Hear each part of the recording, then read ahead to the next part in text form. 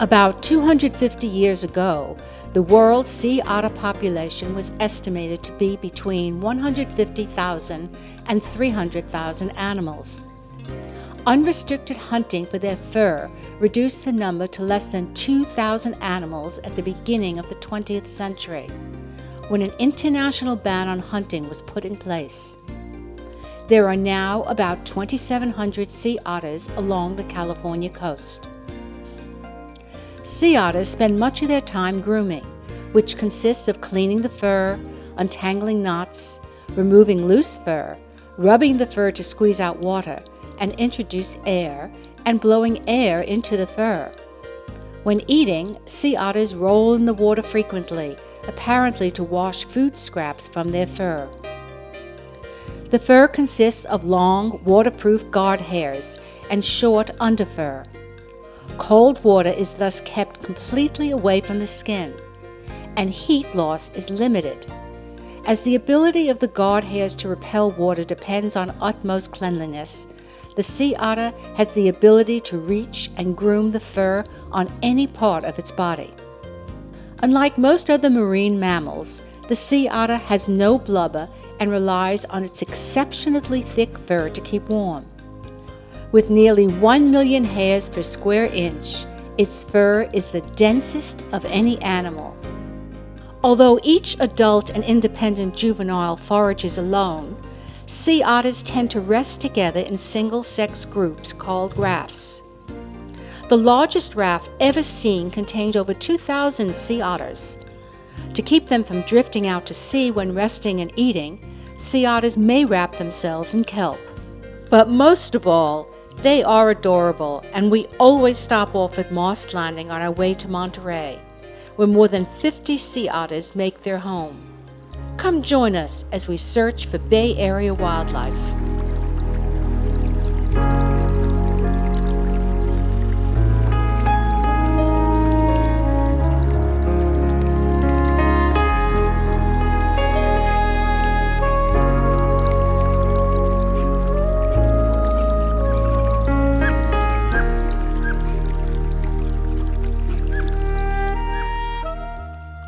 Our first stop is Point Reyes National Seashore, home to more than 500 Thule elk. Point Reyes is, by official records, the windiest and foggiest place on the Pacific coast. It is frequently blanketed by week-long periods of fog and gales of 75 to 100 miles per hour. But we have perfect weather for our 2-day visit. Point Reyes Light Station was established in 1870. Since it gets very foggy during certain parts of the year, the lighthouse had to be situated below the characteristic high fog. When foggy, visibility is so slim that it is not visible from the top of the steps.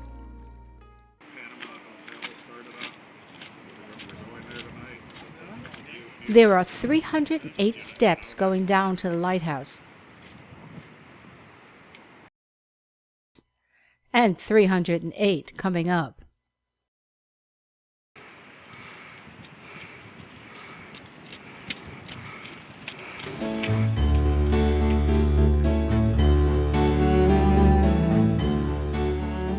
But we came here to photograph the Thule elk, which graze in the northern part of the park.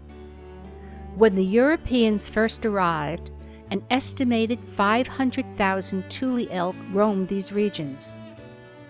But by 1870, they were thought to be extinct due to aggressive hunting. In the spring of 1978, 2 bulls and 8 cows were brought here to Tamales Point.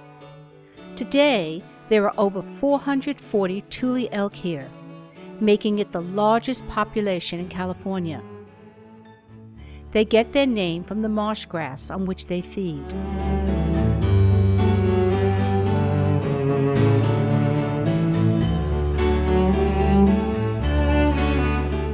Female elk are sexually mature by 2 years of age, and nearly all female elk will reproduce during their lifetime, typically rearing 6 to 10 calves. Males are sexually mature at age 2, but usually are not able to breed until they are strong enough to defend a harem of cows. However, half the male population will remain bachelors. Most breeding is accomplished by 10% of the bulls. A harem of 30 cows for one dominant male is typical. Calves are born 8.5 months after conception. They nurse for 4 or 5 months, but start nibbling on grass when they are less than 1 month old. Lifespan in the wild is typically 12 years.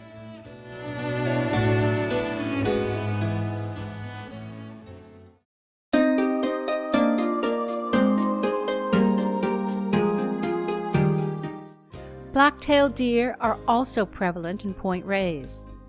In fact, the total population of all deer species in the United States is estimated at 32 million animals, 1 deer for every 10 people. Deer communicate with the aid of scent and pheromones from several glands located on the lower legs. The outside of the lower leg produces an alarm scent. The inside serves for mutual recognition, and the region between the toes leaves a scent trail when deer travel. Deer also have excellent sight and hearing. Their large ears can move independently of each other and pick up any unusual sounds that may signal danger.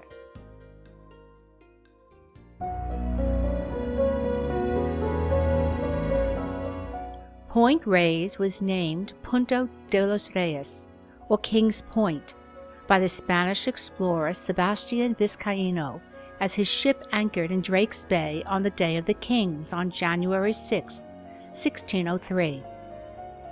Drake's Bay is named after the English seafarer Sir Francis Drake, who hauled his ship, the Golden Hind, up onto the beach for repairs in June 1579.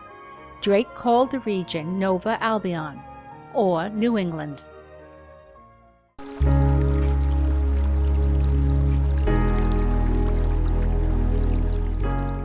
We hope you have enjoyed this brief look at Point Reyes. Thule Elk, black-tailed deer, the famous lighthouse, and a long, glorious shoreline make this area one of the many treasures surrounding the San Francisco Bay Area. Next, we'll visit the Ano Nuevo National Reserve, where elephant seals come ashore in the winter to birth and breed. So we're at Ano Nuevo State Reserve, and we're about to enter the reserve and look at elephant seals during the mating season. The big bulls have arrived from their feeding grounds in Alaska near the Aleutian Islands. The females had been feeding off the coast of Hawaii. They've come back pretty much as soon as they get here. They have a pup, and they'll stay together with that pup for a very short period of time, only 4 weeks. And during that time, they're basically doing this incredible weight transfer of this fatty, fatty milk. Pups are getting bigger and bigger, growing from 75 pounds when they're born to 300 pounds 4 weeks later, which is enormous.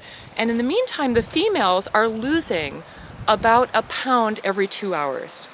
So pups are expanding, females are shrinking, and by the time the pups are weaned at 4 weeks, the females are on the brink of starvation. It's at that point that they're going to come into estrus and mate with the bulls, and then they're going to take off for their feeding grounds because they need to eat. They will abandon their pups at that point.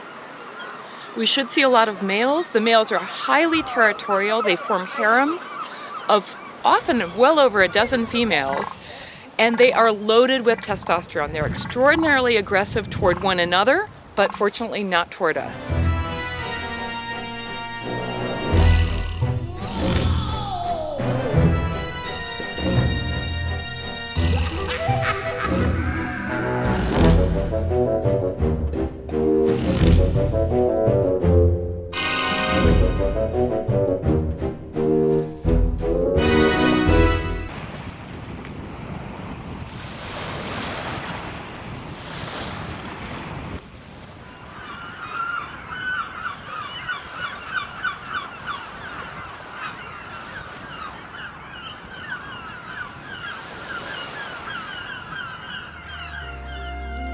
One of the best places to view wildlife in the Bay Area is our own backyard.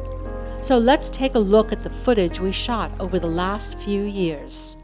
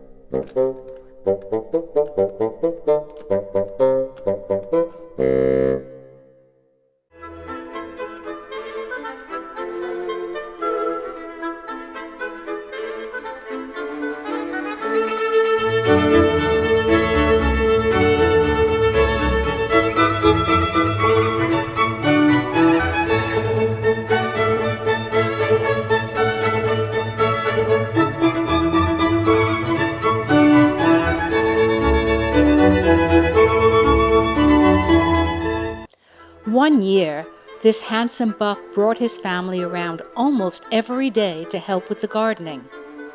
They did not do such a good job on the grass, but were quite adept at trimming our potato bush, for which we were very appreciative. The baby is only a few weeks old.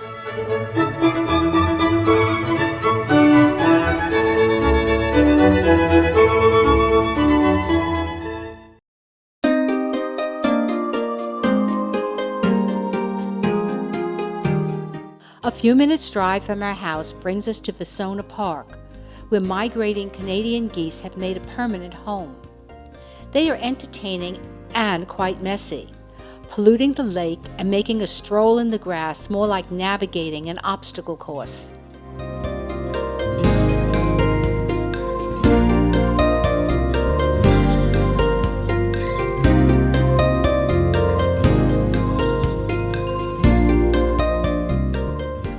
Not far from Los Gatos is Shoreline Park, a birdwatcher's paradise and our next stop.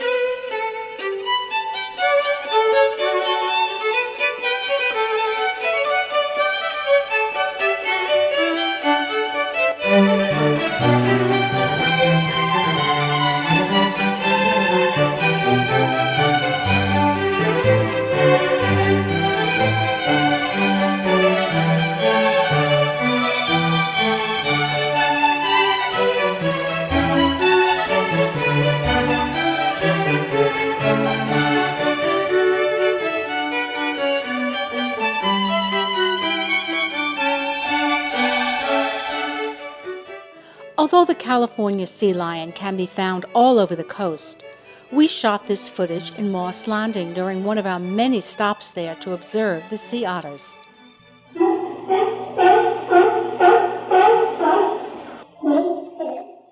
Sea lions are particularly intelligent and can be trained to perform various tasks. They have also demonstrated the ability to understand simple syntax and commands when taught an artificial sign language. Because of this, California sea lions are commonly found in circuses and are trained by the U.S. Navy for military operations.